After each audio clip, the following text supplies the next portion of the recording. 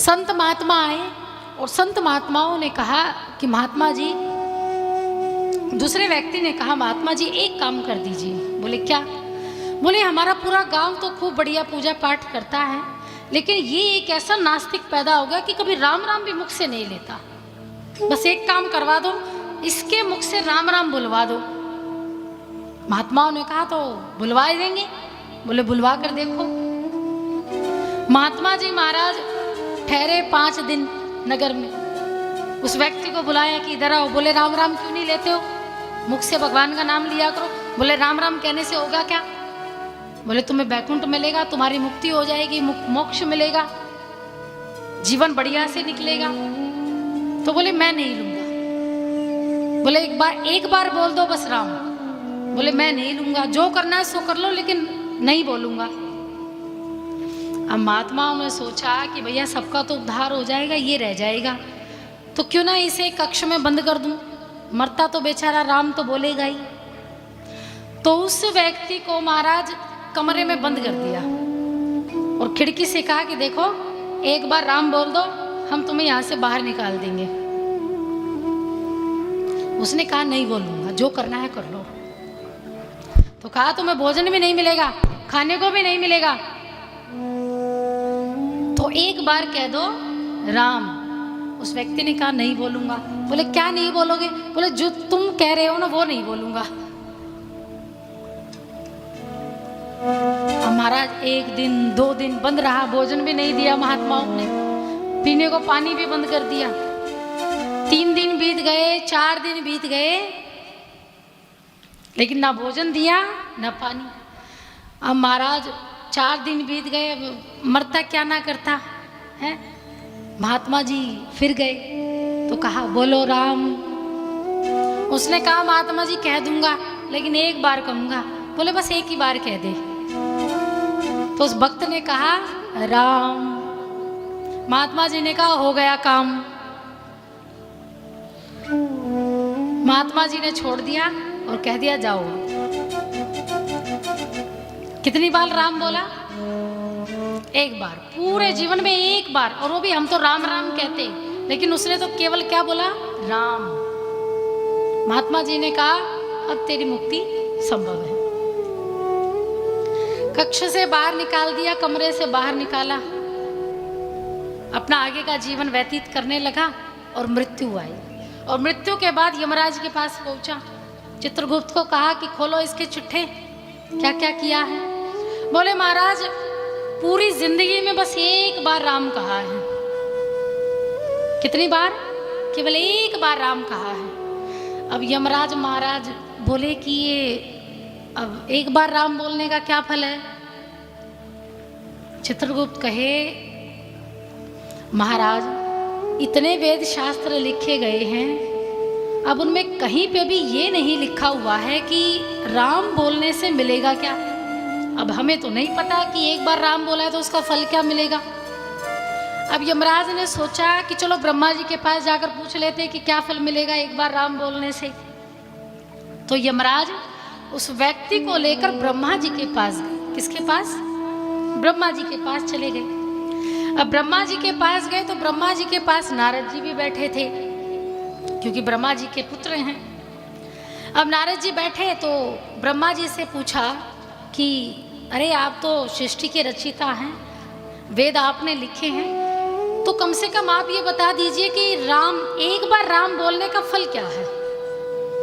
अब ब्रह्मा जी के भी 4 मुख थे, चारों की बुद्धि चकरा गई। महाराज सोचे कि वेद तो जरूर लिखे हैं, लेकिन हमें ये नहीं पता कि एक बार राम बोलने से मिलेगा क्या। ब्रह्मा जी सिर खुजलाए कि हमें नहीं पता क्या होगा। अब पास में नारद जी बैठे थे। ब्रह्मा जी ने नारद जी से कहा अरे पुत्र तुम्हें तो पता होगा, तुम भी तो हर जगह घूमते रहते हो, कभी बैकुंठ, कभी शिव के धाम, और साक्षात बैकुंठ जाते हो, नारायण के भक्त हो, तो तुम्हें तो पता होगा। अब नारद जी भी महाराज अपनी दाढ़ी खुजलाए कि हमें भी नहीं पता कि राम बोलने से होता क्या है। नारद जी ने कहा पिताश्री हमें भी नहीं पता कि एक बार राम जो जीवन में बोल ले तो उसका क्या फल है। यमराज, ब्रह्मा जी और नारद और वो व्यक्ति 4 हो गए। तो बोले एक काम करते, भगवान शिव राम राम बोलते हैं, उनको तो पता होगा, तो चलो भगवान शिव के पास चलो। अब चल पड़े किसके पास? भगवान शिव। अब भगवान शिव बैठे थे आराम से। भगवान शिव से पूछा कि प्रभु आपके पास एक प्रश्न लेकर आए हैं। बोले क्या? बोले प्रश्न ये कि इसने अपने जीवन में बस एक बार राम कहा, लेकिन हमें ये नहीं पता कि राम बोलने का फल क्या मिलेगा, इसको हम क्या दें। अब भगवान शिव पार्वती की ओर इशारा करे कि मालूम तो हमें भी नहीं है, यहाँ तो हम भी फंस गए। ब्रह्मा जी करे, अरे प्रभु आप तो दिन रात समाधि में राम राम बोलते हो और आप कह रहे हैं आपको मालूम नहीं। बोले हम बस रटते हैं, नाम लेते हैं, सिवाय हमें कुछ नहीं पता कि राम नाम का फल क्या है। तो बाबा भोलेनाथ ने कहा तो एक काम क्यों नहीं करते, आपको दर दर भटक रहे हैं तो इससे अच्छा जिसका नाम उसी से पूछ लो। तो चलो नारायण भगवान के पास। अब महाराज जो वो व्यक्ति था वो बड़ा थक गया, कभी ब्रह्मा जी के पास, कभी नारद जी के पास, कभी शिव के पास। अब उस व्यक्ति ने कहा हमें पागल बना के रखा है, पागल समझ के रखा है, कभी विष्णु के, कभी ब्रह्मा जी के पास लेकर जाते हो, कभी शिव के पास। हम तो बड़े थक गए, हमारे पैरों में दर्द होने लगा, अब हम पैदल नहीं चलेंगे।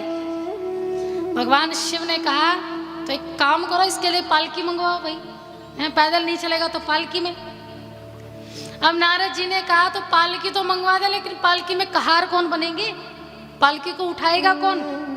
यमराज ने कहा हम 4 हैं और 4 ही कहार की आवश्यकता पड़ती, यानी यमराज, ब्रह्मा, भगवान शिव और नारद, 4 हो गए।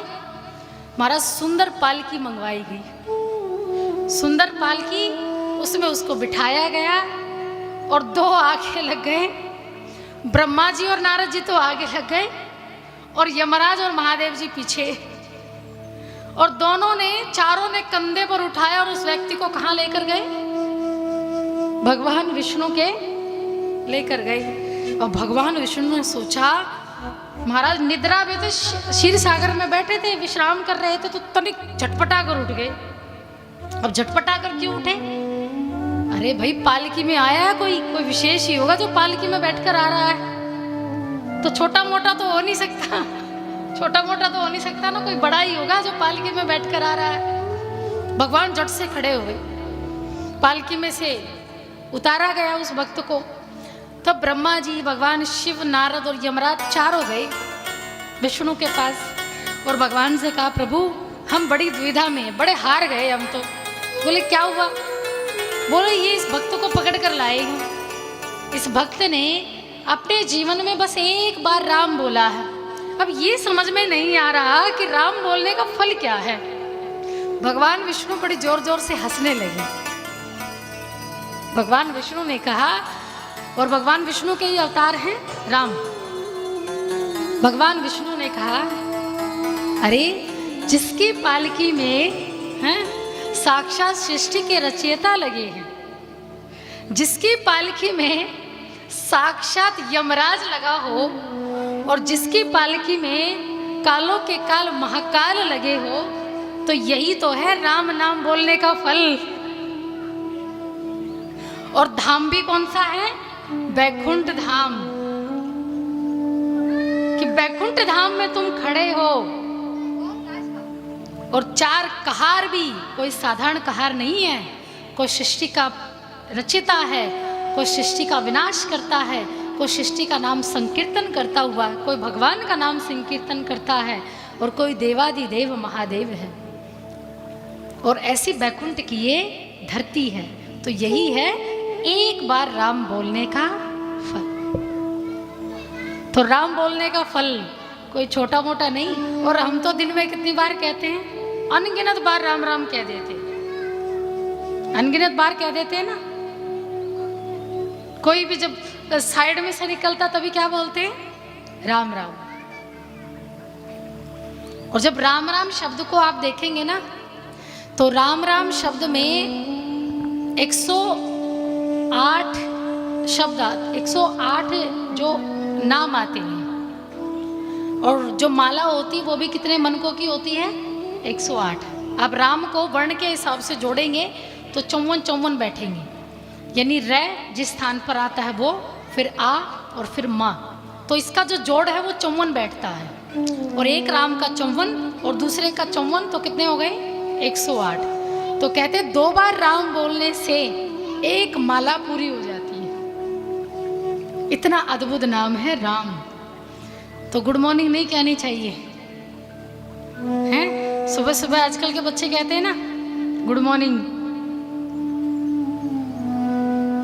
नमस्ते, ये नहीं बुलवाने चाहिए। अपने बच्चों को आदत डालिए कि राम राम बोले। भले ही यहाँ ना आए कोई बात नहीं, भले तीर्थ ना जाए कोई बात नहीं, किसी गंगा में स्नान ना करे कोई बात नहीं, कोई धर्म का काम करे कोई बात नहीं, लेकिन बच्चों को ये शिक्षा जरूर दीजिए कि बड़ों के सामने जब भी जाए राम राम बोले या राधे राधे बोले।